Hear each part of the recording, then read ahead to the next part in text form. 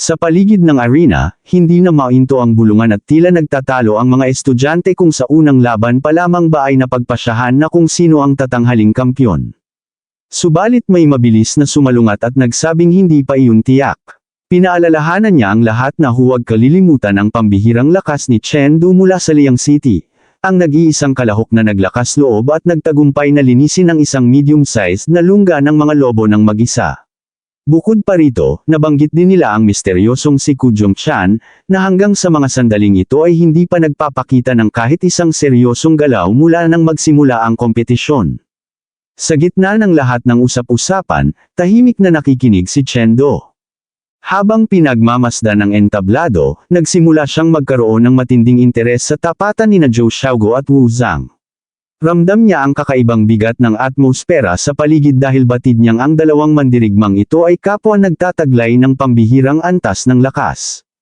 Bago tuluyang uminit ang bakbakan, formal na inanunsyo na ang life intensity ng dalawang kalahok ay pansamantalang ibinaba sa antas 5 upang maging pantay ang labanan. Nang magkaharap ang dalawa sa gitna ng arena, unang bumasag sa katahimikan si Wu Zhang. Sa isang mayabang na tono ay sinabi niya kay Zhou Xiaoguo na matagal na niyang pinapangarap na makaharap ito sa isang tunay na labanan. Nakangiting sumagot si Zhou Xiaoguo at pinayuhan ang kalaban na maaari naman itong bumisita sa High City No. 1 High School sa hinaharap dahil handa siyang tumanggap ng hamon anumang oras. Subalit biglang naging seryoso ang anyo ni Wu Zhang. Itinutok niya ang kanyang sandata at mariing sinabi na ang nais niyang harapin ay ang bersyon ni Zhou Xiaoguo na pasa ng bigat ng 10 sunod-sunod na kampyonato. Hinamon niya itong ilabas ang tunay na lakas na sinasabing walang katumbas sa kanilang henerasyon, dahil para sa kanya, ang mga sabi-sabing iyon ay mananatiling kwento lamang hanggat hindi niya mismo nararanasan. Kalmadong tumugon si Zhou Xiaoguo at maikling sinabihan ang kalaban na maniwala na lamang sa mga naririnig nito. Sa sumunod na sandali, sabay na kumilos ang dalawa na tila mga kidlat na nagbanggaan sa gitna. Umalangaw-ngaw ang tunog ng kanilang mga sandata, na sinundan ng mabilis na pag-atres ng bawat isa upang muling humanap ng buwelo. Kapwa sila nakatuntong sa tier 1, 70%. Lalong namangha ang mga nanunood nang mapansin ang mga impormasyong lumalabas sa screen. Ipinapakita nito ang kasalukuyang martial arts index ng dalawa sa real time. Isang estudyante ang nagtaka kung paano agad na ipapakita ang eksaktong antas ng kanilang lakas, na mabilis namang ipinaliwanag ng isa pa. Ayon sa kanya, ang suot nilang protective suit ay may mga espesyal na force sensing chips na automatikong kinakalkula ang kanilang martial arts level batay sa lakas na inilalabas nila habang nakikipaglaban. Muling sumugod si Wu Zhang nang may higit na bangis. Iwinasiwas niya ang kanyang espada na nagpakawala ng isang malaasol na hiwa ng enerhiya patungo sa direksyon ni Zhou Xiaoguo, ngunit agad itong nailegan ng huli sa pamamagitan ng isang mabilis na pag-iwas. Sa screen, nakitang umakyat ang martial arts index ni Wu Zhang sa 72%. Hindi pa man lubusang nakakabawi ng pwesto si Zhou Xiaoguo, mabilis na nakalapit muli si Wu Zhang para sa isang follow-up na atake. Napilitan si Zhou Xiaoguo na gumalaw kahit nasa ere pa ang kanyang katawan. Napansin ni Wu Zhang na hindi basta-basta sumusugod ang kanyang kalaban kapag nasa dihadong posisyon, sa halip ay nananatili itong alerto at naghihintay ng tamang pagkakataon para gumanti. Sa susunod na iglap, mabilis na sinipa ni Wu Zhang ang sandata ni Zhou Xiaoguo, dahilan upang mapagtanto nito na mahigpit na binabantayan ng kalaban ang bawat galaw ng kanyang mga kamay. Batid ni Zhou Xiaoguo na may kasunod pang atake ang nasabing sipa, at hindi nga siya nagkamali. Isang malakas na sipa ang tumama ng direkta sa kanyang tiyan na nagpadulas sa kanya palayo. Sa kabila ng sakit, nanatiling matalim at nakapokus ang tingin ni Zhou Xiaoguo kay Wu Zhang. Hindi siya binigyan ng kahit isang segundo ng kalaban para makahinga. Habang si Zhou Xiaoguo ay nasa ere pa, muling iwinasiwas ni Wu Zhang ang kanyang espada para sa isang mapaminsalang serye ng pag-atake.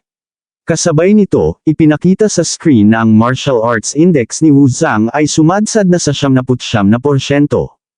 Dito napagtanto ni Zhou Xiaoguo na ang sword intent ni Wu Zhang ay sadyang napakalakas at hindi maaaring salubungin ng harapan. Agad niyang ginamit ang kanyang dagger upang ma-deflect ang direksyon ng dambuhalang espada ni Wu Zhang.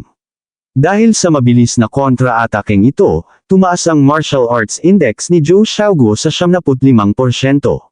Sa mismong salpukan ng kanilang lakas, nagawang makatama ni Zhou Xiaoguo dahilan upang magkaroon ng sugat sa braso si Wu Zhang na nagsimulang magdugo. Ngunit sa halip na dumaing, nakangising nagsalita si Wu Zhang.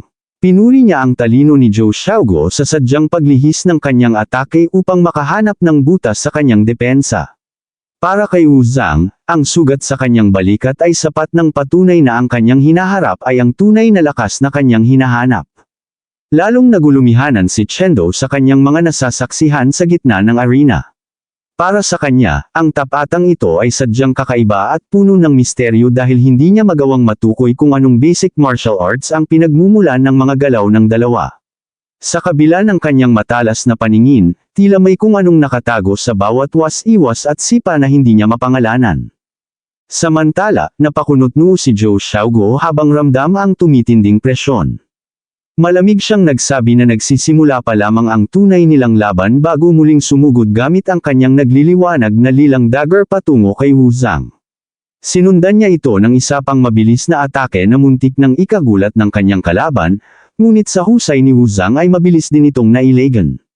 Mula sa sandaling iyon, ang entablado ay naging saksi sa isang walang humpay at nakahihilong palitan ng mga pag-atake na tila walang balak magpaawat. Sa gilid ng labanan, lumapit si Teacher Ling kay Chendo upang magbahagi ng mahalagang kaalaman. Ipinaalala niya na noong una ay hindi pa umaabot sa Tier 1, 79% ang martial arts ng binata, kaya hindi niya agad ipinaliwanag ang tungkol sa huling 1%. Nagtaka si Chendo at agad na nag-usisa kung ano nga ba ang sikretong nakatago sa huling yugtong iyon. Sumagot si Teacher Ling nang may makahulugang tanong kung inaakala ba ni Chendo na ang kasunod ng 79% ay agad ng 100%. Doon lamang naunawaan ng binata na ang pagtapak sa sukdulan ay hindi isang malaking hakbang, kundi isang serye ng maliliit at masalimuot na antas tulad ng 99.1% bago marating ang perpektong bilang. Ipinaliwanag ni Teacher Ling na ang huling yugtong ito ay tinatawag na comprehension by analogy. Itinanong niya kay Chendo kung napapansin ba nito na ang dagger ni Zhou Xiaoguo ay hindi na mukhang dagger, at ang espada ni Wu Zhang ay hindi na rin kumikilos bilang isang karaniwang espada. Ang comprehension by analogy ay ang kakayahang palitan ng anyo ng armas, ang paggamit ng isang sandata upang maisegawa ang mga teknik ng ibang uri ng armas. Ito ang dahilan kung bakit napakahirap para sa isang ordinaryong manunood na matukoy ang pinagmumulan ng kanilang mga galaw. Napaisip ng malalim si Chendo habang muling pinagmamasdan si Wu Zhang. Dito ay unti-unti niyang naunawaan na ang ginagamit na teknik ng kalaban ay ang clock hammer technique, ngunit sa pagkakataong ito ay isinasagawa gamit ang espada sa ikalawang porma nito, ang chaotic clock hammer. Napagtanto niya na ginagamit ni Wu Zhang ang pagiging flexible ng espada upang gayahin ang bigat at bagsik ng isang dambuhalang martilyo. Ito ang unang hakbang ng nasabing antas, ang pagbabago ng anyo. Ang susunod na yugto ay ang tinatawag na intent, kung saan ang kalaban ay tuluyan ng malilito dahil wala ng bakas ng orihinal na basic martial arts ang makikita sa bawat galaw. Nang ilipat ni Chendo ang kanyang tingin kay Zhou Xiaoguo, lalo siyang namangha. Ang mga galaw ng pambato ng High City ay nakabatay pala sa sarili nitong basic martial art, ang Holy Knight Staff Technique, na isinasagawa naman gamit ang isang dagger. Sa gitna ng mainit na bakbakan, muling umatake si Wu Zhang gamit ang clock hammer technique sa pormang tinawag niyang Guayin Tears. Bago pa man tumama ang mapanganib na was-iwas sa ulo ni Zhou Xiaoguo, malamig na sumagot na huli na, nakita na niya ang galaw na iyon. Agad na itinutok ni Zhou Xiaoguo ang kanyang dagger at binalaan ang kalaban na hindi kayang gayahin ng isang espada ang lahat ng katangian ng ibang sandata. Bahagyang humanga si Wu Zhang sa bilis ni Zhou Xiaoguo nang mapigilan nito ang kanyang dagger gamit lamang ang kanyang mga daliri. Ngunit hindi pa doon nagtatapos ang lahat. Inanunsyo ni Wu Zhang na gagamitin na niya ang ikatlong porma, ang tatlong martilyo ng mapait na taglamig. Isang malakas at mapaminsalang pagwasiwas ang kanyang pinakawalan na tila yayanig sa buong arena. Sa gitna ng nagngangalit na atake, nakakita si Zhou Xiaoguo ng isang maliit na puwang sa depensa ni Wu Zhang. Agad niya itong tinarget, ngunit laking gulat niya nang harangan siya ni Wu Zhang gamit ang isang kamay habang malamig na sinasabi na nahulog siya sa isang bitag. Nanlaki ang mga mata ni Zhou Xiaoguo nang makita niyang nakahanda na ang espada ni Wu Zhang para sa isang pinal na hambulos. Kasabay ng kaganapang ito, nagliwanag ang screen at ipinakita na ang martial arts index ni Wu Zhang ay umabot na sa nakagigimbal na 99.9%. Napasigaw ang mga manunood dahil ang antas na ito ay tinatawag na quasi-limit, isang estado na halos humahalik na sa rurok ng kapangyarihan. Sa sumunod na segundo, buong lakas na ibinagsak ni Wu Zhang ang kanyang pag-atake, at isang dambuhalang pagsabog ng asul na enerhiya ang bumalot sa buong entablado, na nag-iwan sa lahat ng pigil hiningang naghihintay kung sino ang mananatiling nakatayo. Ito na po nagtatapos ang ating kabanata, abangan ang mga susunod pa nating upload. Huwag din kakalimutang mag-like, share, subscribe at i-click ang notification bell, para lagi kayong updated sa mga susunod pa nating mga video.